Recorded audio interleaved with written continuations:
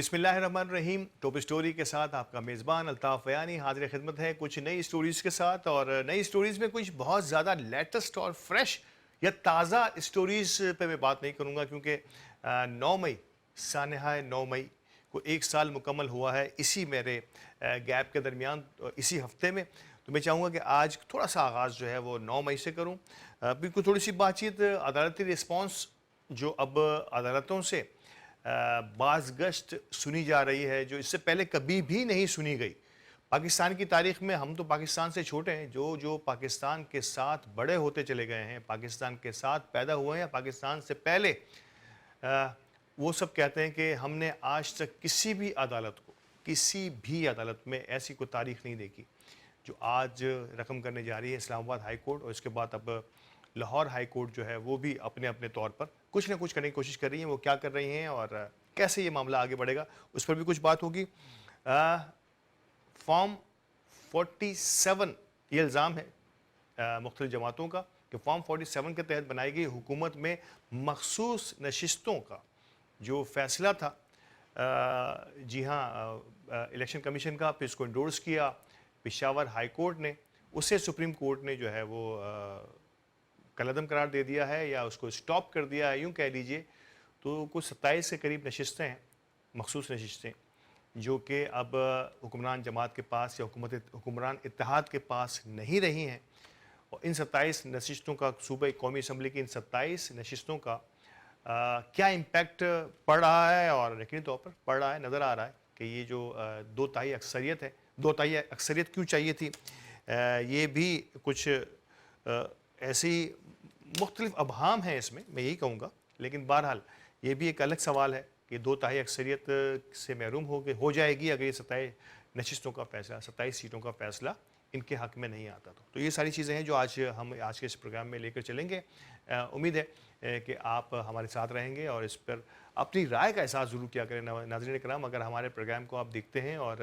अपनी राय देना चाहें कि आप किस मौजू पर बात करना चाहें, कोई फैक्ट्स एंड फिगर्स अगर आप देना चाहें हमें अपने कमेंट बॉक्स में,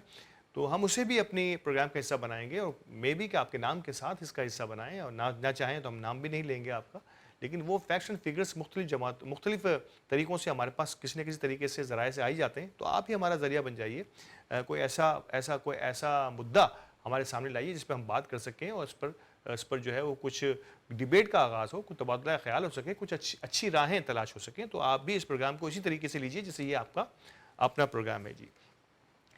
9 मई से आगाज़ करता हूँ। 9 मई 2023 कहा ये जा रहा है, कुछ हलकों की जानिब से कहा जा रहा है, नो डाउट, बल्कि तमाम ही हलके इस बात पर तो यकीनी तौर पर मुत्तफ़िक़ हैं।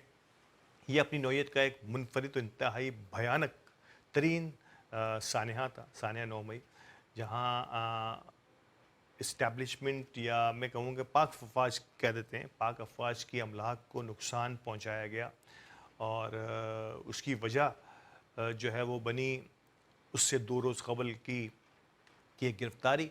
और उस गिरफ़्तारी की रिस्पॉन्स में एक एहतजाजी रैली, और उस रैली के शुरका या उस रैली का फ़ायदा उठाते हुए, ये है वो 2 सवाल जिस पर बहस होनी बाकी है, जिस पर बहस हो सकती है, जिस पर कुछ कार्रवाई हो सकती है। वहाँ एक तरफ का कहना ये है कि इन रैली में मौजूद अफराद ने ये तमाम सानहा बनाया या सानहा हुआ, या इसका ये मोरद इल्ज़ाम ठहराया जा रहा है इनको। एक तरफ का तो अफ़वाज पाकिस्तान का तो ये क्लियर कट स्टांस है, और ये नज़र भी आ रहा है हमें। DGISPR की जो प्रेस कॉन्फ्रेंस थी, इसके बाद यकीनी तौर पर chief of army staff Asim Munir साहब ने भी जो अपनी राय दी है, उसमें एक तरफ ये है। दूसरी जानिब जिन पर इल्ज़ाम लग रहा है वो कह रहे हैं कि हमारे इस एहतजाज की आड़ में, यानी कि एहतजाज की आड़ से मुराद उनका कहना है कि ये अब इससे 2 रोज़ क़बल जो एक गिरफ़्तारी का सिलसिला, इतनी बहीमाना तरीके से गिरफ़्तारी का जो पूरे फुटेजेस चले हैं, उसके रिएक्शन में डेफिनेटली ये पता था कि ऐसा कुछ होने जा रहा है, खुदा न खास्ता। और फिर इसका फ़ायदा उठाते हुए पूरा एक जिसे कहते हैं कि ड्रामा तश्कील दिया गया। ये एक साइड का कहना है। ये 2 मुख्तलिफ पैरेलल 2 चीज़ें हैं जिस पर आज हम थोड़ी सी अपनी राय देने की कोशिश करेंगे। देखिए जी, 9 मई किसी भी मुल्क में, किसी भी मुल्क के किसी भी इदारे के ख़िलाफ़ इस किस्म का रिएक्शन अवाम की जानिब से हो या ख़वास की जानिब से हो या जनरल किसी और इदारे की जानिब से हो, ये इंतहाई अफसोसनाक तरीन अमल होता है और मैं कहता हूँ कि शर्मसारी का बायस होता है किसी भी मुल्क के लिए, दुनिया के अक़वाम और दुनिया के ममालिक और दुनिया की आवाम के साथ, कि आप अपने ही इदारे की जो है वो को कमज़ोर कर रहे हैं, और वो इदारा जिसका काम सरहदों पर रहकर हमारी हिफाजत करना है, वो इदारा जो कि एक बार अगर अपनी यूनिफॉर्म में आ जाए तो उसके बाद इस पर जो है वो दुनिया की कोई ताकत उसे मरने से या शहादत को जज्बे से नहीं रोक सकती। वो उस इदारे के लिए जिसकी कुर्बानियों की तवील दास्तान है, आप देखते चले जाइए, यू सीन इट, आप देखते चले जाइए। क़याम पाकिस्तान से लेके अब तक की जो दास्तान है उसमें कई ऐसी होश उड़ा देने वाली, आँखों को नम कर देने वाली, कई मैं कहता हूँ कि बड़ी मुश्किल तरीन हालात की जो दास्तानें हैं वो भरी पड़ी हैं इस इदारे के साथ, पाक अफ़वाज के साथ। तो ये एक किसी भी मुल्क का, किसी भी अपने ही मुल्क के अफ़वाज के ख़िलाफ़ इस किस्म का जो ऑपरेशन जो है, ये मैं कहता हूँ कि किसी को सोचना भी नहीं चाहिए। और अगर किसी ने ये सोचा है या किसी ने किया है तो शायद इससे बड़ा कोई जुर्म हो नहीं सकता। इसमें कोई शक की बात नहीं है कि अपने इदारों पर हमला करना, अपने इदारों के अमला को नुकसान पहुँचाना, तारीख़ी चीज़ों को तोड़-फोड़ कर देना, मतलब ये एक अजीब सा सवाल है। मतलब सम टाइम तो दिमाग मानता नहीं कि कैसे कोई राज़ी हो सकता है इस पे। लेकिन इसमें कोई शक व शुबे की बात नहीं है कि गुस्सा भी आ सकता है। गुस्सा भी एक ऐसा अमल है, एक ऐसा जज़्बा है कि जिसके बाद इंसान को बहुत कुछ नज़र नहीं आता। वो अपनों को ही जो है वो मौत के घाट उतार दिया करते हैं। ऐसे कई वाक़यात हमारे सामने हैं। तो ख़ैर पॉसिबिलिटी तो है गुस्से की हालत में, लेकिन गुस्सा भी ऐसा कैसा गुस्सा। अब ये सबसे पहले तो हमें हर दौर में हर इंसान ने, मैं तो कह रहा हूँ तमाम जमातों ने, तमाम ही पाकिस्तानियों ने इसकी नफ़ी की है कि ये किसी तौर भी जस्टिफिकेशन नहीं हो सकती इदारों पर हमले के लिए कि आपने अगर कोई एक काम किया है तो दूसरा काम किया है, तो दूसरा काम इसके रिएक्शन के तौर पर ये भी हो सकता है। ये ऐसा तो मुमकिन नहीं है और ये होना भी नहीं चाहिए। अब अगर इसके अपोज़िट दूसरी साइड के थोड़ा से मैं जो अगर मंज़रनामे को पेश करूँ या उनकी सोच आपके सामने बयान करने की कोशिश करूँ, तो दूसरी साइड की सोच कुछ इस तरह से है जैसा जिसका आगाज़ में मैंने कहा कि एक तो उनका कहना ये कि ये एक प्री प्लान्ड सिलसिला था। इस प्री प्लान्ड सिलसिले को किसी न किसी अंदाज़ में आगे बढ़ाने की कोशिश की गई। उसमें फिर कुछ ऐसे एलिमेंट शामिल हुए जिन्होंने इसका फ़ायदा उठाया, शामिल किया गया या शामिल हुए वल्लाह आलम, उन्होंने इसका फ़ायदा उठाया और जिसके बाद ये पाकिस्तान की तारीख़ का एक इंतहाई भयानक जो है वाक़या सामने आया, जिसमें आर्मी पाकिस्तान पाक अफ़वाज की न सिर्फ ये कि अमला को नुकसान पहुँचाया गया और बहुत सारे काम हुए। तो उसका कहना उस एक साइड का कहना भी कुछ समझ आता है। उनका कहना ये भी है कि इस पर भरपूर अंदाज में तफ्तीश तहकीक होनी चाहिए। जुडिशियल जो है वो कमेटी होनी चाहिए जो इस पर देखे और जो इस पर जो भी कसूरवार है उसको जो है वो कसूरवार करार देते हुए उसे अपनी जगह छोड़नी पड़ेगी अगर वो किसी मनसब पर है या फिर उसे सज़ा मिलेगी। ये एक साइड मुकम्मल तौर पर इस पर यकीन रखती है कि हमें इस पर एक आज़ाद जुडिशियल इंक्वायरी होनी चाहिए और जुडिशियल इंक्वायरी के बाद जो भी इसमें कसूरवार है, ख्वाह उसका ताल्लुक़ किसी भी जमात से हो, उस पर तहकीक होने के बाद किसी भी जमात से हो, उस पर सज़ा लाजिम होनी चाहिए। ये है वो नुक्ता जहाँ पर मुझे लगता है कि क्या इसमें हर्ज किया है। मेरी ज़ाती राय में इसमें हर्ज नहीं है और एक आज़ाद जुडिशियल कमीशन बन जाए जो कि इस बात की तहकीक करे। इससे पहले भी जुडिशियल कमीशन बनते रहे हैं और कुछ सीसीटीवी का जिक्र भी आया कि सीसीटीवी फुटेजेस जो हैं वो दोनों ही वाक़यात की, यानी कि एक तो वो वाक़या जिसमें एक सियासी जमात के कायद को गिरफ़्तार किया गया और सिर्फ मीडिया की फुटेजेस हैं हमारे पास जो बड़ी बेईमाना हैं और बड़ी किसी भी सियासी जमात के लिए ये इसे बर्दाश्त करना आसान नहीं। बहरहाल تو ایک تو وہ ہے، اور اس کے بعد پھر جس دن یہ 9 مئی کا واقعہ ہوتا ہے اس دن کی کچھ میڈیا کی فوٹیجز ہیں، جو سی سی ٹی وی فوٹیجز ہیں. ایک طرف کا کہنا یہ ہے کہ دونوں ہی واقعات کی سی سی ٹی وی فوٹیجز جو ہیں وہ اویلیبل نہیں ہیں، وہ دستیاب نہیں ہیں، جس کی بیس پر یہ نتائج مرتب کیے جا سکیں کہ آیا یہ واقعہ ہوا، انیشیٹ کہاں سے ہوا، کون لوگ اگر بائی فیس اگر دیکھا جائے تو وہ اس میں ملوث ہیں اور کون سے نہیں. تو یہ دو طرفہ دو ادارے، ایک تو مکرم ترین محترم ترین ادارہ جسے ہم پاک افواج کہتے ہیں، اور ایک طرف ایک سیاسی جماعت، ایک بڑی سیاسی جماعت کہہ سکتے ہیں، جنہوں نے جو ہے وہ اس پورے مسئلے کو کسی نہ کسی انداز میں آگے بڑھایا بھی ہے اور اس پر بات چیت بھی کرتے ہیں. تھوڑی سی ہارش ٹاک ضرور ہوئی ہے، اور یہ میں سمجھتا ہوں کہ کسی طور بھی مناسب نہیں ہے کہ اداروں کے خلاف اس قسم کی زبان استعمال کی جائے. اور میں نے ہمیشہ سے یہ کوشش کی ہے کہ افہام و تفہیم اور اچھے الفاظ کے چناؤ کے ساتھ اگر کوئی بات کی جائے، لیکن میں پھر کہوں گا کہ اس میں دونوں طرفین کو اس بات کا خیال رکھنا ہوگا کہ ایک دوسرے پر جارحانہ اٹیکس، جارحانہ نشتر برسانے سے بہتر ہے کہ بیٹھ کر اس مسئلے کو دیکھا جائے. اور اس کے بعد بڑی اہم ترین جو 9 مئی کی جو اہم ترین ایک اور اس سال جو 2024 کو ہوا کہ اس کو ایک واقعے کے طور پر ایک طرف پاک افواج اور حکومت وقت نے اس کو ایک انداز سے پورٹری کیا، دوسری جانب جس سے خلاف ہوا اس سیاسی جماعت نے اپنے طور پر اس کو پورٹری کرنے کی کوشش کی. لیکن تیسرے کچھ لوگ، جیسے میں مولانا فضل الرحمان کا نام لوں، یہ میڈیا رپورٹ ہے، یہ میری اور آپ کی رپورٹ نہیں ہے، میڈیا رپورٹس پہ یہ آتا رہا کہ مولانا فضل الرحمان صاحب نے انتہائی سخت ترین الفاظ میں پہلے تو مذمت کی ہے، اور ان کے اس واقعے میں ملوث افراد کو کٹہرے میں لانے کے لیے، کٹہرے میں تبھی آئے گا جب جوڈیشل کمیشن بنے گا، ان سے کہا گیا ہے کہ آپ ان عوامل کو کٹہرے میں لائیے، ان کے خلاف تحقیقاتی کمیشن بنائیے،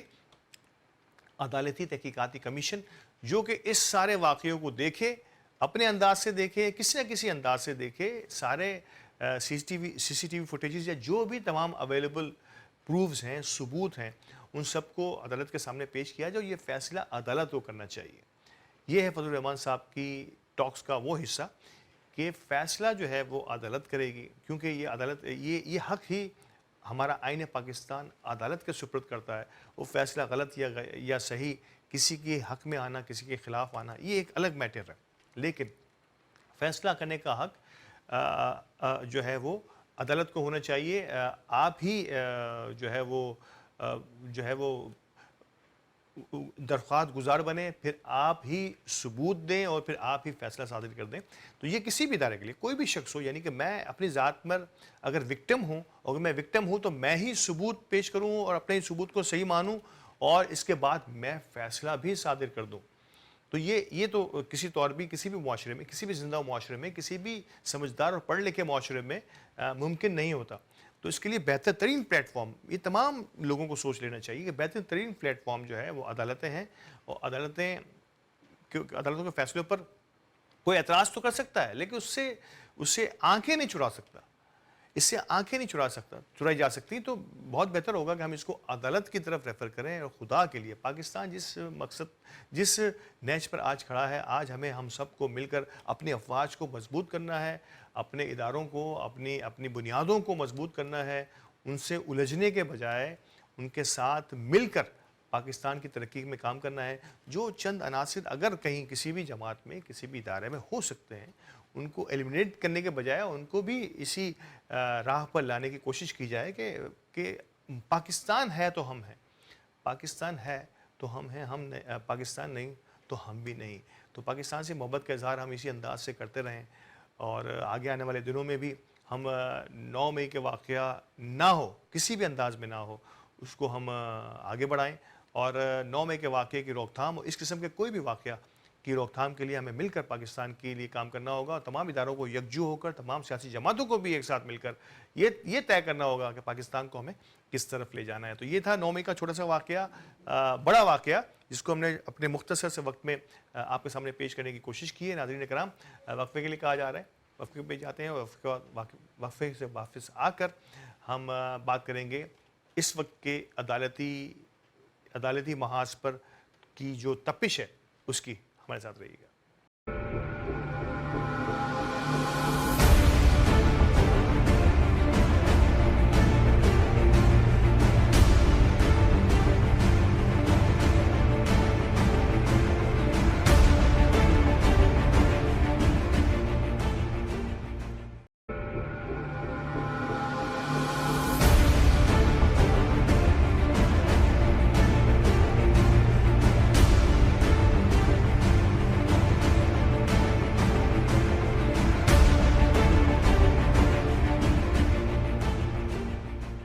ویلکم بیک ناظرین، وقفے کے بعد حاضر ہوں، اور وقفے کے بعد ناظرین کرام میں بات کرنے جا رہا ہوں عدالتی محاذ پر، جس کا میں نے آغاز میں انٹرو میں کہا تھا کہ عدالتی محاذ پر وہ کچھ دیکھنے کو مل رہا ہے۔ ہماری عمر تو خیر بہت زیادہ نہیں، لیکن جنہوں نے پاکستان کو بنتے ہوئے اور پاکستان کو پروان چڑھتے ہوئے دیکھا، ان کا کہنا ہے کہ عدالتوں میں اس وقت جو ہو رہا ہے یا ہونے جا رہا ہے وہ اس سے پہلے چشم فلک نے کبھی نہیں دیکھا، انسانوں نے، پاکستانیوں نے کبھی نہیں دیکھا جو اس پاکستان میں عدالتی محاذ پر اب ہونے جا رہا ہے۔ سپریم کورٹ کو ہم ایک طرف رکھ کے پہلے ہم آغاز کرتے ہیں اسلام آباد ہائی کورٹ کی جانب سے۔ اسلام آباد ہائی کورٹ کے آپ سب جانتے ہیں مشہور زمانہ یہ واقعہ ہو گیا کہ 6 ججز نے مل کر، جس پر ہم اپنے گزشتہ پروگراموں میں بات بھی کرتے رہے ہیں، کہ 6 ججز نے مل کر سپریم جوڈیشل کونسل کو ایک لیٹر لکھا کہ ہمیں آزادی کے ساتھ فیصلے کرنے کا حق نہیں دیا جا رہا، اور اس کے رسپونڈ کے طور پر اگر ہم کو فیصلہ کرنا چاہیں تو رسپونڈ کے طور پر ہمیں زدوکوب کیا جاتا ہے، یا ہماری فیملی کو زدوکوب کیا جاتا ہے، یا کچھ ایسے عوامل کریٹ کیے جاتے ہیں، کوئی ایسے جو ہے وہ ماحول کریٹ کیا جاتا ہے کہ ہم آزادانہ فیصلے نہیں کر پاتے۔ یہ ایک اپنی نوعیت کا منفرد ترین خط تھا جو 6 ججز نے مل کر لکھا اسلام آباد ہائی کورٹ نے، اور اس پر سپریم کورٹ نے ایکشن لیا۔ میں وہ سب جانتے ہیں، جسٹس قاضی فائز عیسیٰ صاحب نے اس کا ریئیکشن لیا اور حکومت سے اس کا جواب طلب کیا، اور حکومت سے ملنے کے بعد انہوں نے ایک رکنی جوڈیشل کمیشن بنایا۔ اس جوڈیشل کمیشن میں ایک ریٹائرڈ جج کو نامزد کیا گیا۔ کچھ دنوں بعد ان ریٹائرڈ جج صاحب نے معذرت کی اس کیس کو سننے سے، جس کے بعد اس کا از خود نوٹس لیا گیا۔ از خود نوٹس کے بعد ایک 6 رکنی بینچ بیٹھا، اس نے اس کی پہلی کارروائی کا حصہ بنے، جس میں سے پھر ایک جج اس کارروائی سے الگ ہوئے، 5 ججز پھر رہ گئے تھے اس میں، اور 7 ججز سے 7 میں سے پھر 6 رہ گئے، اور اب ان 6 ججز نے کوئی اس وقت جسٹس فائز عیسیٰ نے کوئی 20 دن کی، عید سے پہلے کی بات، رمضان المبارک کی بات کر رہا ہوں، اس کے بعد کوئی 30 دن کی 28-30 دن کی تاریخ دی۔ اس کے بعد اس پر دوبارہ سے شروع ہوئی ہے کہانی، لیکن لارجر بینچ نہیں بن پایا اس میں۔ وہ اتنی بڑی تاریخ لارجر بینچ کے لیے دی تھی سپریم کورٹ نے، کہ لارجر بینچ کیونکہ اس وقت اویلیبل جو ہے وہ اویلیبل نہیں تھے، فل کورٹ، تو اس میں ججز اویلیبل نہیں تھے اپنی اپنی مختلف شہروں میں، عید کا وقت بھی تھا، اور مختلف رجسٹریز میں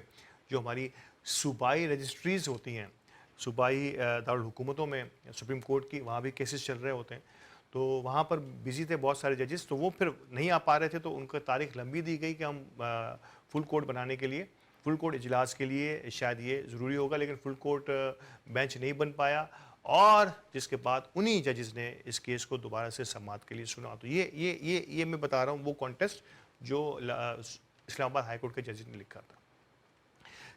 کس انداز سے یہ آگے بڑھ رہا ہے، اور جسٹس بابر ستار صاحب یہ بڑی، اور جسٹس کیانی صاحب، محسن اختر کیانی صاحب، یہ 2 مین ججز ہیں جن پر پھر ریئیکشن بھی آیا، میں نے اور آپ نے دیکھا، میڈیا کی نظروں کا حصہ بھی بنے، ان کے خلاف کیسز صحیح ہیں یا غلط ہیں، اس کا فیصلہ جب ان کیسز کا فیصلہ ہو جائے گا اس کے بعد ہوگا، لیکن کہا یہ جا رہا ہے کہ تھوڑا سا پریشر بلڈ کرنے کے لیے یہ قسم کی چیزیں ہوئیں، لیکن میں اس بات کو اس لیے نہیں مانتا کہ عدالتوں کے لیے معاون و مددگار ثابت ہوتی ہیں، یہ ایسا نہیں ہو سکتا۔ بہرحال اس وقت کی عدالتوں نے، سپریم کورٹ نے یہ فیصلہ کیا تھا کہ تمام ہی صوبائی ہائی کورٹ سے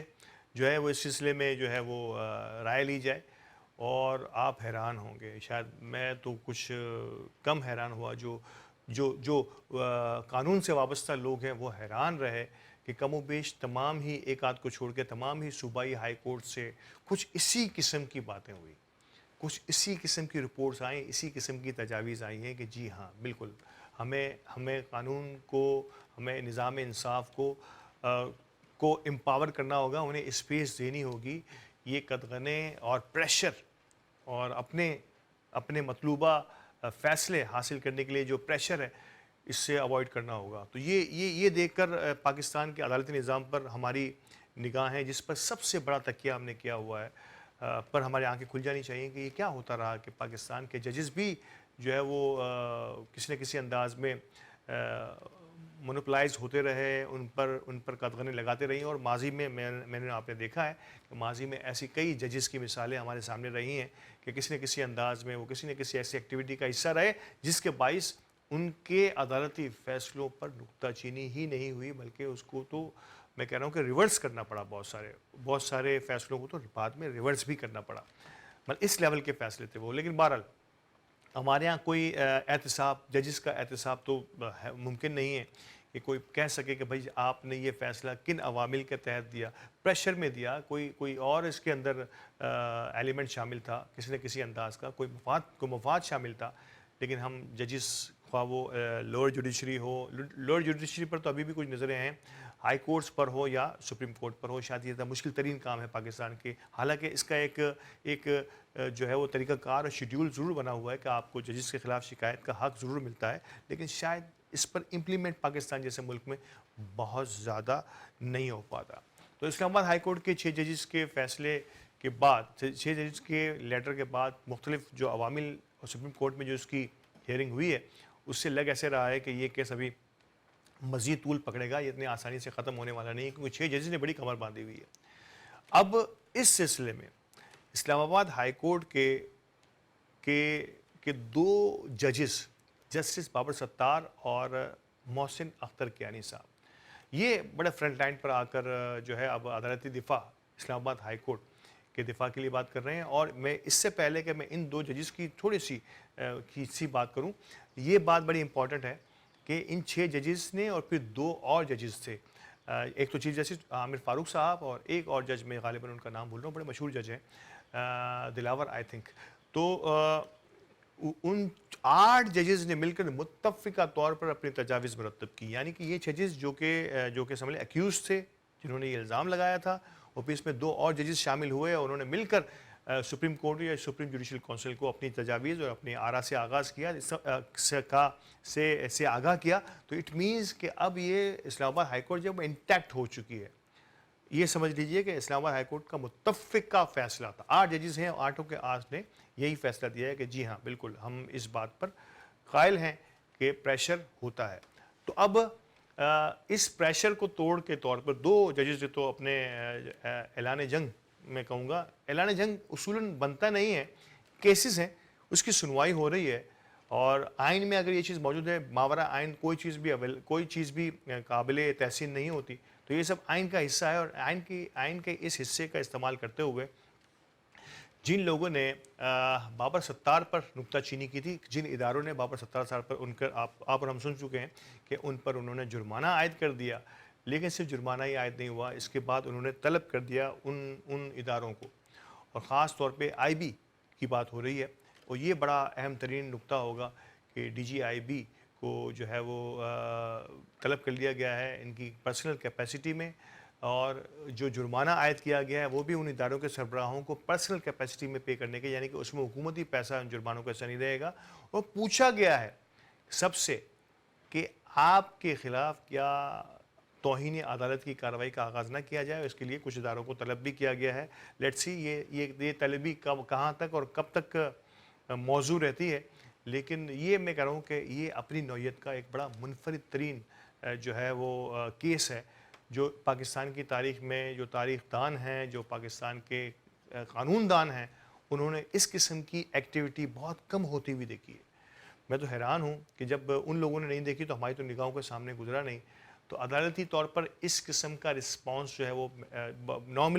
نارملی پاکستان جیسے ملک میں نہیں دیکھا جاتا، جو اب دیکھا جا رہا ہے. تو لیٹس سی اس کا آگے کیا نتیجہ نکلتا ہے. جسٹس بابر ستار کے لیول کی بات کر رہا ہوں. اب میں جسٹس محسن اختر کیانی کی بات کروں تو یہ کیس کچھ اس طرح سے ان کے خلاف بھی کچھ آؤٹ آف دی باکس جا کر بہت کچھ پھیلانے کی کوشش کی گئی. لیکن بہرحال میں اس کیس کی طرف آؤں گا جو محسن اختر کیانی صاحب نے یہ کیس کچھ اس طرح یہ اسلام آباد ہائی کورٹ کی ایک پیش رفت تھی کہ دو ٹریبونلز تھے, دو ججز تھے جو ٹریبونلز کو دیکھ رہے تھے. اور آپ کو پتہ ہے کہ یہ ٹریبونلز بنتے ہیں, الیکشن ٹریبونلز بنتے ہیں الیکشن کی جو معاملات ہیں ان کو ڈیل کرنے کے لیے, اور اس دفعہ بے شمار معاملات ہیں. تو یہ کم محسوس ہوئے نئے چیف جسٹس کو لاہور ہائی کورٹ کے. تو لاہور ہائی کورٹ کے چیف جسٹس نے جو ہے وہ 6 اور ٹریبونلز بنائے تاکہ فیصلے جلدی سے آنا شروع ہوں. اس پر الیکشن کمیشن نے اعتراض کر دیا. انہوں نے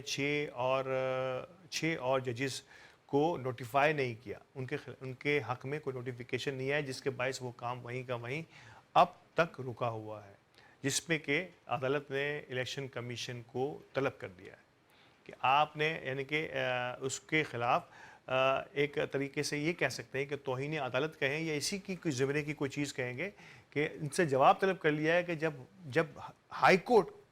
کی جورسڈکشن ہے, ہائی کورٹ کا یہ پاور ہے کہ وہ ججز ٹریبونلز کے لیے نامزد کر سکتی ہے, وہ آپ کو ججز دے بھی رہے ہیں تو آپ کیوں نوٹیفائی نہیں کر رہے, کیوں اس سلسلے کو ہم لمبا کرتے چلے جا رہے ہیں, کیوں اس کو تیزی سے آگے نہیں بڑھایا جا رہا. جسٹس شہزاد کی میں بات کر رہا ہوں, غالباً چیف جسٹس ہیں لاہور ہائی کورٹ کے, اور لاہور ہائی کورٹ سب سے بڑی ہائی کورٹ ہے, اس کے ججز کی تعداد غالباً 30 سے زائد ہے. تو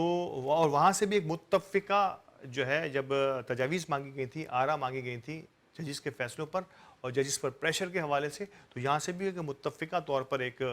جو ہے وہ لیٹر جو ہے وہ تجاویز جو ہے وہ پہنچی تھی, اور اس پہ اس رائے کا بھی اپنی رائے کا بھی انہوں نے ججز نے کھل کر اظہار کیا تھا. وہاں پر لاہور سے تو لوور جوڈیشری کے بھی جو ججز ہیں ان سے بھی رائے لی گئی تھی. تو یہ ساری چیزیں میں اور آپ دیکھ رہے تھے اس وقت جو ہو رہی تھیں. لیکن اب ایک جس سے میں کہوں کہ الیکشن کمیشن اور لاہور ہائی کورٹ, ان کے درمیان مابین ایک تنازع میں کہوں گا ادارے ہیں, محترم ترین ادارے ہیں پاکستان کے, جن کا اس طرح سے آمنے سامنے کھڑے ہو جانا. مجھے الیکشن کمیشن کی ایک بات تو بالکل بھی سمجھ نہیں آتی,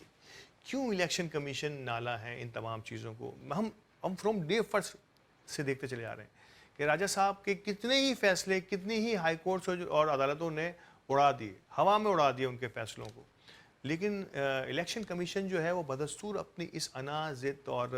اپنے اس بیہیویئر کو قائم رکھے ہوئے ہے.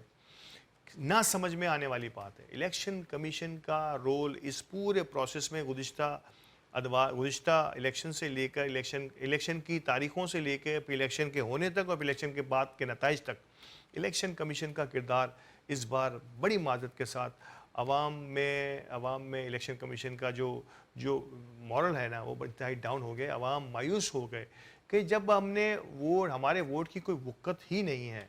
تو کیوں ہم ووٹ دینے جائیں. اور یہ ایک طریقے سے ایک باقاعدہ الیکشن کمیشن نے سازش کے تحت عوام کو اتنا مایوس کیا, اور یہ مایوسی کی فضا اب تک قائم ہے. میں اور آپ دیکھ رہے ہیں کہ کوئی سننے کے لیے تیار نہیں ہے. بڑی حیرت ہوتی ہے اس معاملے کو دیکھ کے کہ الیکشن کمیشن جو ہے وہ کھل کے فرنٹ فٹ پہ آ کے کھیلتا ہے, غلط شاٹ کھیلتا ہے, لیکن اسے کو روکنے والا نہیں ہے. اور کوئی روکنے کی کوشش کرے جیسے لاہور ہائی کورٹ نے کیا تو اسے بھی سمجھ لیں کہ آنکھیں دکھائی جاتی ہیں. کہاں تک یہ معاملہ پہنچے گا ہماری سمجھ سے باہر ہے. سپریم کورٹ کو اس میں انٹرفیئر کرنا پڑے گا, سپریم کورٹ کو کہ وہ کہ معتبر ترین چیف جسٹس اور ان کے دیگر ساتھی ججز کو مل کر اس فیصلے کو بھی اس واقعے کو بھی دیکھنا ہوگا کہ ادارے آمنے سامنے نہ ہو پائیں, ہمارے الیکشن کمیشن اور لاہور ہائی کورٹ. بہرحال اس پر وکلاء کیا کہتے ہیں. عدالتوں کی تو جنگ میں نے بتا دیا آپ کو. وکلاء بڑے وائبرنٹ ہیں پنجاب کے, اور پنجاب ہائی کورٹ کے وکلاء نے اس پر ایک احتجاج بھی کیا تھا, اور ایک احتجاج اور بھی ہوا تھا اس سے پہلے, انہی چیف جسٹس کے خلاف ہوا تھا کہ جب پولیس نے وکلاء کے ایک خاموش بہت ہی انتہائی پرامن مظاہرے پر پولیس نے لاٹھی چارج کیا اور بڑی مار کٹائی ہوئی وکلاء کی. تو ہونا تو یہ چاہیے تھا, کیونکہ پولیس تو chief justice Lahore high court کے انڈر میں نہیں آتی, تو ہونا تو یہ چاہیے تھا کہ پولیس کے خلاف ایک بیان بازی داغی جاتی. الٹا اس کا اثر جو ہے chief justice Lahore high court پر, سن رہے ہیں نا آپ لوگ, chief justice Lahore high court پر ایک لان تان شروع کر دیا گیا کہ آپ ہائی کورٹ کے جج ہیں اور یہاں پولیس ہم پہ کیا کر رہی ہے. تو یہ ساری کڑیاں کہاں جا کے ملتی ہیں, کس انداز سے ملتی ہیں, ہمیں ان سب کو بھی دیکھنا ہوگا. وکلاء نے بہرحال وائبرنٹ ہو کر عدالتوں میں احتجاج کیا اور بائیکاٹ بھی کیا, لیکن یہ بائیکاٹ علامتی بائیکاٹ جسے ہم کہتے ہیں, اس کے بعد یہ کہاں تک آگے پہنچا ہے, کیسے آگے پہنچے گا. وکلاء, اس میں کوئی شک نہیں کہ وکلاء اب ایک جو ہے وہ ہاٹ سرفیس پر آ گئے ہیں. انہوں نے اب اپنی اس تحریک کو اور مزید وائبرنٹ ہو کر آگے بڑھانے کی کوشش کی ہے. کہاں تک کامیاب ہوتے ہیں, وکلاء میں بھی بے شمار دھڑے ہیں. ایک ہی بات کو ایک دھڑا کسی اور نظر سے دیکھ رہا ہوتا ہے, کون صحیح کون غلط. عوام تو اسی سش و پنج میں جو اپنی زندگی گزار رہے ہیں اور کس طرح سے گزار رہے ہیں. معاشیات پر بڑی باتیں ہو چکی ہیں اب تک میرے انہی پروگراموں میں, تو اس پر مزید کوئی ڈیٹیلز آئیں تو انشاءاللہ اگلے پروگرام میں معاشیات پر بھی کچھ بات کریں گے. یہ کہاں جا رہی ہے, IMF ہمیں کیا دینے والا ہے, اور آنے والے دنوں میں جو فیصلے عالمی دوستوں نے ہمارے ساتھ کرنے ہیں وہ کہاں تک وعدہ وفا ہوں گے. تو ہمارے ساتھ رہیے گا. جی, وقفے کا وقت ہے. وقفے کے بعد جو موجودہ مخصوص سیٹوں کا معاملہ ہے اس پر تھوڑی سی گفتگو کریں گے. ہمارے ساتھ رہیے گا.